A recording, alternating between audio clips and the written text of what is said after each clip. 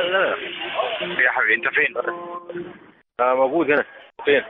بكلمك يا عم بقالي كتير وبعت لك مسج احمد. انت ما نعم؟ فتحت التليفون من شويه.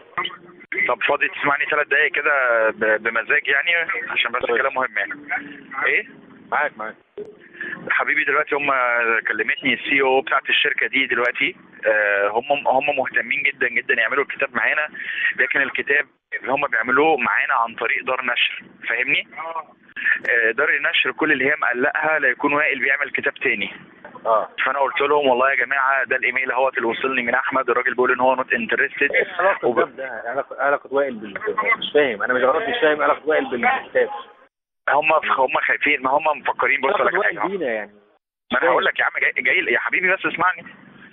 هناك عندهم وائل معروف اكتر، او خايفين انه كده عايزين كتاب على 6 ابريل، فمش عايزين نعمل دلوقتي الكتاب ده بعدين يجي حد تاني يعمل كتاب لوائل فهيضربنا احنا في السوق، فاهمني؟ هما ده تفكيرهم كده. وفي نفس الوقت فعلا لو ده حصل هيضرنا احنا، لانه احنا الكلام لعادل وليك انه هيبقى نسبه من المبيعات، بالتالي المبيعات كل ما زادت كل قصدي ما قلت مشكلتنا انت هيبقى في مشكله بالنسبه لنا احنا. عندي مشكله في الحوار ده. انا مش فاهم هل هو الموضوع عن مؤتمرات ولا موضوع عن كتاب؟ لا المؤتمرات دي حاجه والكتاب ده حاجه تانية. يعني دي حاجه ودي حاجه. طب دي حاجه ودي، بس هم رابطينهم ببعض فول باكج، فهمتني؟ ماشي. ده وسؤال الثاني. الناس دي مش فاهمه، مش عارفه تفرق بين دول ودول، يعني الناس دي بالظبط. انا قلت لهم بالظبط ان اصلا وائل مش فاهمه يعني. يا ابني اسمعني، قلت لهم اصلا وائل ازاي يكتب كتاب عن 6 ابريل اذا كان اصلا وائل مش في 6 ابريل من اساسه. وبعدين رحت جاي لهم في الحته وقلت لهم ده في ايميلات وائل كان بيبعتها لاحمد وطول الوقت بقول له ده 6 ابريل دي اهم حاجه وانتوا اللي عملتوا الثوره وانا ماليش علاقه وبفضل ليكم والكلام ده كله، صح الكلام؟ تمام. هل ممكن تبعت لي نفس الايميلات اللي انت بعتها اسمه ايه ده اللي دي تبعتها لي؟ ماشي كويس. ده رقم 1. رقم 2 مش عارف، انا قلت لهم طب هاكد كمان على وائل تاني. انت وائل قال لك انه ما بيكتبش كتاب ولا ليه علاقه في الموضوع ده خالص اصلا، ولا هو عايز ان هو بعت لي ان هو يعني مش مهتم بموضوع الكتاب خالص، مش في دماغه الحوار ده وعايز يركز في شغله ومش كويس اعلام والكلام ده كله. كويس. هل انا ممكن ابعت له ايميل مثلا اقول له انه طبقا يعني، بس انا باكد عليك يا وائل هعملها ايه بطريقه يعني الفها، يعني هل انت معترض مثلا على الاوفر ده تحديدا فانت عايز اوفر احسن، او انت عندك اوفر احسن فدول بيعرضوا عليك فكره احسن، ولا يو ار نوت انترستد اتقول؟ ابعت له انت عندك ايميل وائل، ابعت له انت وشوف دماغه ايه، عشان انا مش عايز اتكلم في الحوار ده. مش عايز اتكلم مع وائل في الحوار ده. طب قول لي ليه بس؟ ما انت لو حصل بينك وبينهم يعني بينكم وبين بعض حاجه فهمني. لا مفيش. وائل صاحبي عادي، بس مش يعني انا اتكلمت معاه وهو قال لي ما يعني ده رده.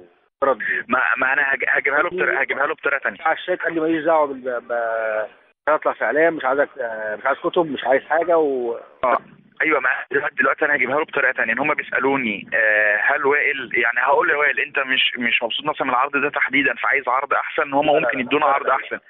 ما اجيبها له ان هو بيجي له عروض كتير ومش عايز اي عرض. انا فاهم ده كلامكم انتوا الاثنين، بس انا عارف لما يرد عليا في الايميل زي ده، يعني مثلا انا ممكن اقول له ايه؟ ان هم بيقولوا لي ممكن ندي عرض احسن، ولا انت مش انترستد بالفكره خالص. فهمت انا عايز اجيبها ازاي؟ يعني انا كاني هعمل ان انا فهمت ان العرض ده مش عاجبه، هو عايز عرض احسن، فاهمني؟ فهو هيرد عليا يقول لي انا عايز. ده علاقه بالكلام اللي قاله لي عادي النهارده اللي هو ايه؟ الحاجات هتجي وبكره ومش عارف ايه وبتاع ولازم نخلص بكره، ولا ده حاجه وده حاجه؟ لا ما هو نفس الموضوع، لان احنا خدنا يعني انا قلت لهم احمد يعني مكان وائل برضه لسه متوقف على وائل يعني. مش لسه متوقف على وائل، هو الكلام اوكي، بس يعني هم ما عندهمش مشكله، بس هم يتاكدوا ويضمنوا انه فعلا وائل مش هيعمل حاجه خالص. خلاص كلم انت وائل، قول له يبعت لك. ممكن احطك سي في الكتاب في الايميل ده. ماشي حط سي في الايميل وخلي بس وائل واساله، قول له بس الناس عايزين يعرفوا ان انت مش مع اني مش عارف. طب ما وائل هو عايز علاقه ده بينا، مش فاهم انا يعني هم ازاي. هو يا حبيبي الكلام ده بالنسبه لنا ملوش علاقه، بس هم هناك فاهمين انه ده ممكن ياثر على مبيعاتهم كمبيعاتهم. يا احمد ده هم كانوا حاجزين يوم 14 يناير 14 ابريل ده في معرض في لندن للكتاب، حاجزين فيه بوستر للكتاب ده. يا عم في كتاب بيتعمل عن 100 حد يعني. يا سيدي انا فاهم، انا بقول لك المصري يعمل كتب يكتب كتاب يا عم. هم احمد بس ال 100 واحد دول مش دافعين فلوس معانا ولا انت حد؟ هم شايفين بالظبط، هم شايفين ان دي حاجه بالنسبه لهم هتبيع. هم بيقولوا لي حتى ان هو كان مش عارف هناك في برنامج كان 15 دقيقه في برنامج في قناه ايه، فكل الناس عارفينه. يعني زي ما انت كنت بتقول لنا ان هو هنا مفروض علينا بالعافيه كده عشان هو ليه شعبيته. طب نعمل ايه يعني؟ هو هناك كمان نفس الموضوع، اعمل ايه يعني؟ الذكاء ان انت تكمل وتصبر يعني نعمل. وبعدين قالوا لي ان هم كمان هيبعتوا لي انفيتيشن ان انا اروح لهم كمان 15 يوم علشان يثبتوا لي جديه ان هم بجد عايزين يشتغلوا معانا. لكن في نفس الوقت انت افهم كويس ان هم بيبيعوا، وكمان الكتاب مش هينباع بس هناك.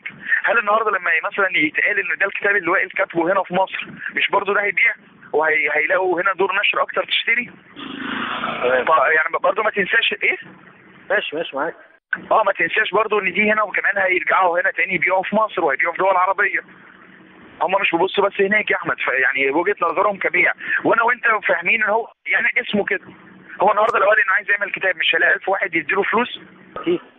خلاص يعني برضه احنا لازم نقدر ان اسمه ليه ثمن. يعني هم بيفكروا في كده وكبيع، وخايفين ان احنا دلوقتي هو بيقول لنا مش هيعمل حاجه وبعدين يرجع بكره يعمل، فدي تاثر عليهم. يبقى ده الكتاب المنتظر بقى بتاعه هو، يعني يعملوا له حمل للدعايه وكلام كتير كده.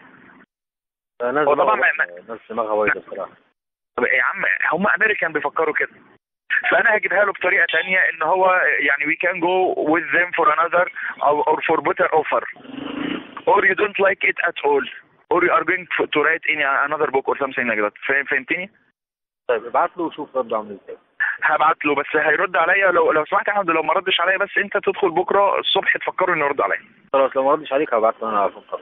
وفاهم وائل بينك وبينه يا سيدي دي مأثره في مصلحتنا احنا، يعني برضه بينك وبينه قول لهم ان انت مش هتعمل اي حاجه خالص عشان احنا نعمل الديل بتاعنا.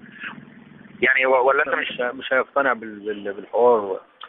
هو ليه دماغه هو عايز يبعد عن الحوارات دي كلها. يا سيدي ما هو عايز يبعد بقى يكتب لنا الايميل ويبعد خالص، واحنا بعد كده مش هنوجع دماغه. اصل انا بصراحه كلامك يا احمد كاخ، يعني بصراحه لو الموضوع ده بكره ما خلصش ان هو وائل ما ادالهمش الكلمه دي وما رضيوش ان انت تبقى مكان وائل ونعمل البروسيس والكلام ده كله، انا بصراحه تعبت جدا جدا منهم ومن ديفيد. ومش هتعمل بقى بعد كده فعلا تقريبا هنبقى بلوك على كل الامريكان بعد كده في اي شغل يعني. بجد يا احمد تعبوني جدا والله العظيم، بقعد 12 ساعه بالليل كل يوم اقعد اتفاوض كاني في جنب ديفيد يعني، ونرفع الكلام ونعلي الكلام ونفوت لبعض حاجه. ايه؟ ابعت لوائل كده ونشوف الدنيا فيها. ابعت لوائل. طيب وانت هتبعت لي الايميل اللي كنت بعته لديفيد ده امتى؟ بكره الصبح. لا بكره الصبح كتير، ما خدته من البيت وانت مروح. مش هينفع النهارده خالص. ما هو بكره الصبح ده مش هينفع ليه يا احمد غير ما هو بكره الصبح ده هيبقى بالليل هناك. لسه ما روحتش دلوقتي ولسه ورايا من حاجه عم مروح. طيب هفكرك بكره الصبح، وانا النهارده هبعت الايميل ده لوائل وعلى الله يرد علينا بكره ان شاء الله. ماشي يا باشا، يلا يا معلم حاجه. ماشي مع السلامه. سلام.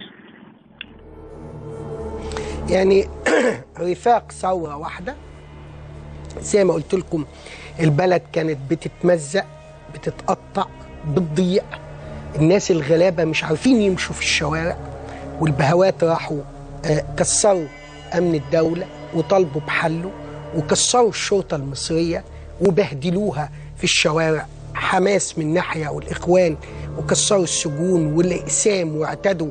وديكوا شفتوا الحكم الرائع اللي اصدره قاضي محكمة الشرقية الجليل في قضية مدير أمن الشرقية، إنه كان بيدافع عن الأقسام، وإنه الناس دي قدمت عشان الولاد دول كانوا عايزين يقدموهم للمحاكمة، وإنهم ما يستحقوش المحاكمة، وادالهم كلهم براءة. أديكوا شايفين كانت البلد إيه وهم بيفكروا في المكاسب وفي الأمريكان وفي الكتب وفي المؤتمرات، وازاي يبعدوا وائل غنيم مفروض علينا عشان معروف عندهم هو ده مخ الامريكان. طب انت مالك ومال مخ الامريكان؟ وبتتعامل مع الامريكان ليه؟ وعايز تكتب لهم اللي هم عايزينه ليه؟ واصل هم اللي بيدفعوا، فهم اللي يطلبوني اعمله. ده انا بقعد بال 12 ساعه طول الليل وبستحمل وبفوت ولا كان بديفيد، عشان كله عشان الفلوس. بنبيع بلدنا عشان الفلوس. فاصل ونواصل.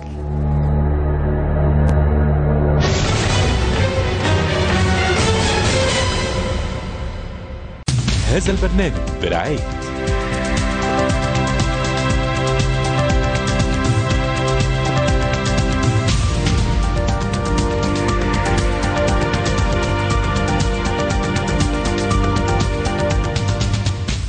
ده في حفلة جامدة رايحين كلنا رايحين طبعا انت كسبان كسبان مع الحسن والحسين اللي ما يختلفش عليه اتنين.